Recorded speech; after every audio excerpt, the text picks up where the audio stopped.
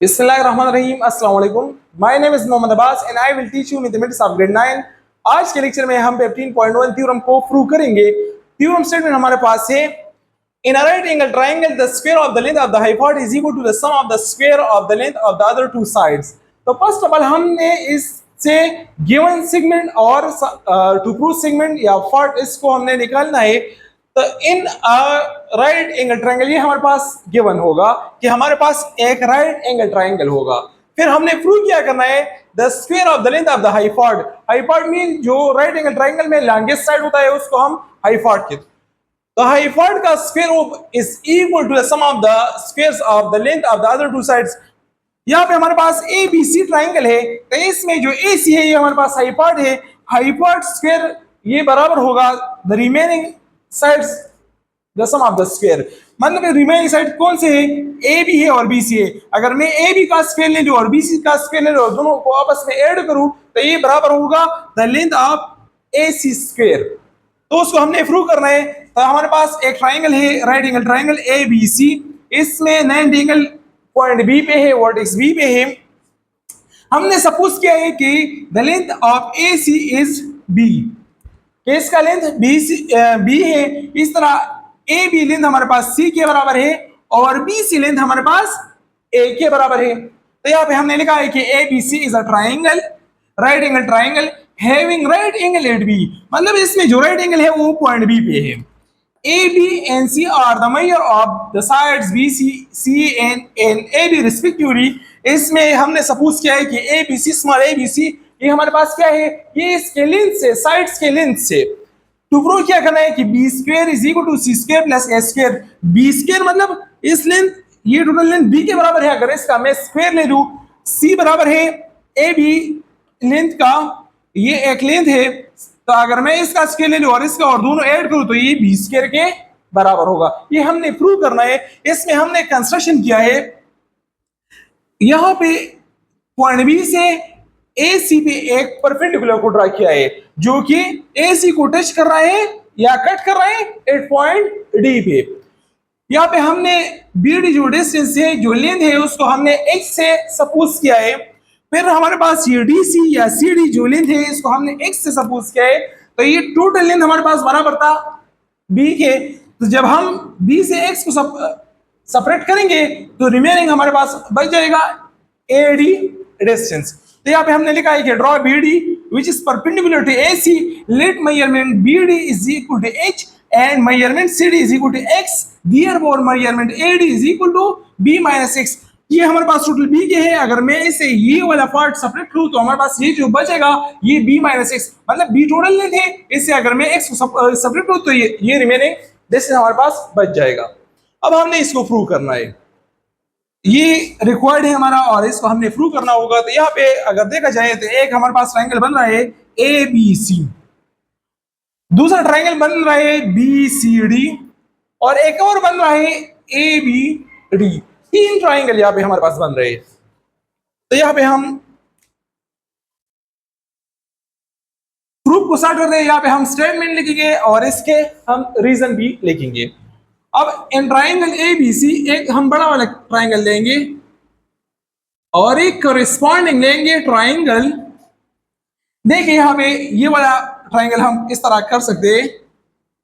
एक तो ये हमारे पास ए बी सी ट्रायंगल हो गया, A B and C triangle. और ये वाला जो ट्रायंगल है इसमें डी पे 90 एंगल है, तो डी पॉइंट ये हो जाएगा। अगर इसको मैं यू करूं और फिर सीधा करूं तो हमारे पास ये सी पॉइंट यहाँ पे आ जाएगा और ये बी पॉइंट ऊपर जाएगा, यहाँ पे आ जाएगा।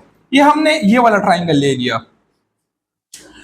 तो ये हमने ए बी सी लिया तो ये बी डी सी हो जाएगा। अब हमारे पास दोनों ट्रायंगल में ये भी 90 एंगल ये भी 90 एंगल है और ये भी 90 एंगल है। तो we can say that angle B is congruent to angle D. Reason क्या है, राइट एंगल्स।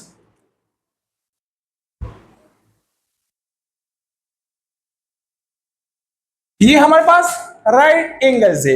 इसी तरह अगर हम देख रहे हैं इसको देखें ए बी सी और डी बी सी, तो दोनों में ये एंगल कॉमन है।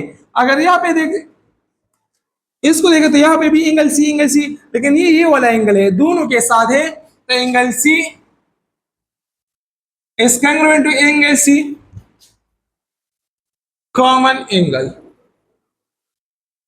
ये दोनों में कॉमन है। इस अब नेक्स्ट है हमारे पास angle B is congruent to angle A या angle A is congruent to angle B. So we can say that BAC angle BAC is congruent to angle DBC।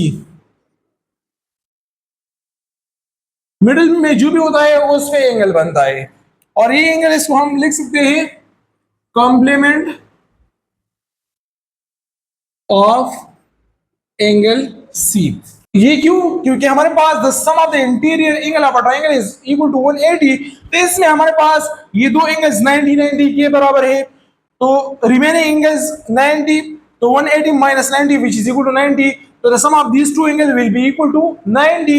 इसमें हमारे पास एंगल सी कॉमन है, मतलब ये सेम है, तो जब हम इसे 50 और सब्ट्रैक्ट करेंगे तो हमारे पास रिमेनिंग बच जाएगा 40, तो ये भी 40 के बराबर होगा, ये भी 40 के बराबर। अब the sum of these two angle is equal to 90 which is complementary angle, therefore we can say that the complement of angle C, मतलब इन दोनों के एडिशन से एंगल जो बनेगा वो 90 के बराबर होगा, और उसको हम कहते हैं complementary angles. Now therefore triangle ABC ये हमारे पास सिमिलर हो जाएगा ट्रायंगल BDC के। ये साइन सिमिलरिटी के लिए है। सिमिलर ट्रायंगल मींस कि इसके करस्पॉन्डिंग एंगल्स कंग्रुएंट होंगे और इसके हमारे पास साइड्स प्रोपोर्शनल होंगे, तो यहाँ पे तीनों के तीनों एंगल्स करस्पॉन्डिंग एंगल आपस में कंग्रुएंट है। So we can say that reason में हम लिखेंगे angle angle angle is congruent to angle angle angle, या हमने इन दो ट्रायंगल्स को सिमिलर साबित कर दी। अब क्या होगा जब हमारे पास ट्रायंगल सिमिलर हो तो इसके करस्पॉन्डिंग साइड्स हमारे पास प्रोपोर्शनल होंगे, तो किस तरह प्रोपोर्शनल? तो हम इसके फर्स्ट के हाई पार्ट को दूसरे के हाई पार्ट पे डिवाइड करेंगे, तो यहाँ पे हाई पार्ट लेंथ बराबर है बी के, तो बी डिवाइड बाई ये ए के बराबर हो जाएगा, और बेस को बेस में डिवाइड करेंगे तो इसका बेस का लेंथ ए के बराबर है, इस तरह इसके बेस के लेंथ एक्स के बराबर है। रीजन क्या हो जाएगा? corresponding sides of similar triangles।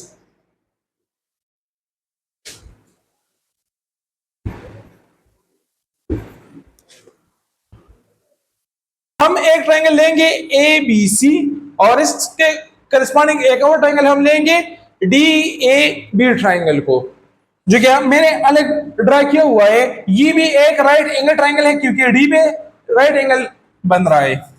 Now in triangle A B C corresponding to triangle ADB,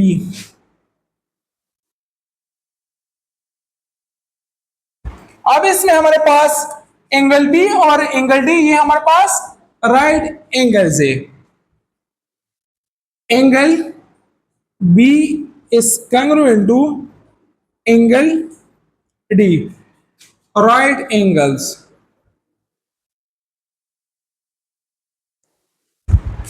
next angle A is congruent to angle A, क्योंकि ये दोनों में कॉमन एंगल है। Angle A is congruent to angle A, और ये हमारे पास common और self congruent।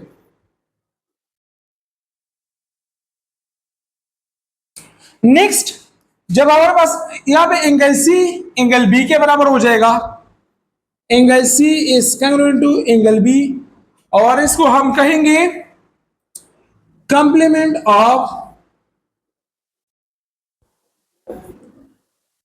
Angle A. First में इसको हमने एक्सप्लेन किया कि क्यों हमारे पास कॉम्प्लीमेंट ऑफ एंगल ए या कॉम्प्लीमेंट एंगल सी आएगा। Therefore triangle A B C, ये सिमिलर हमने प्रूव किया ए डी बी का। इसका रीजन हमारे पास आ जाएगा angle angle angle is congruent to angle angle angle और बाय डिफिनीशन। अब जब ये हमारे पास दो ट्राइंगल हमने सिमिलर प्रूव कर दिए तो इसके साइड अब हमारे पास करस्पॉन्डिंग साइड प्रोपोर्शनल होंगे। वो किस तरह? तो इसमें हम एक हाई पार्ट साइड लेंगे, हाई पार्ट को हाई पार्ट पे डिवाइड करेंगे। तो हम यहाँ पे इस ए सी हाई पार्ट है तो ए सी की लेंथ हमारे पास बी के बराबर है, तो बी डिवाइड बाई, और यहाँ पे हाई पार्ट ए बी है और इसका लेंथ सी के बराबर है, विच इज इक्वल टू, एक हम परपेंडिकुलर को लेंगे, यहाँ पे ए बी हमारे पास परपेंडिकुलर है, इसका लेंथ सी के बराबर है। इसी तरह यहाँ पे ए डी है और A D length B minus x के बराबर है। Reason corresponding sides of similar triangles।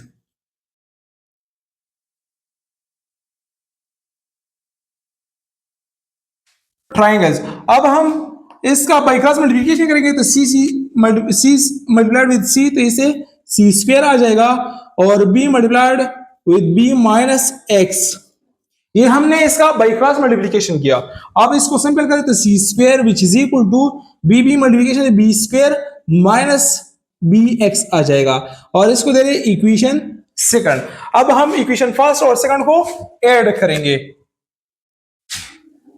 Add equation first and equation second. So we get equation first ये है A square which is equal to B X, और equation second है हमारे पास C square which is equal to B square minus B x. तो दोनों का addition से हमारे पास ये बी एक्स ये कैंसिल हो जाएगा, तो यहां पे आ जाएगा हमारे पास A square plus C square which is equal to B square, और B square is equal to C square plus a square, and this is the required proof।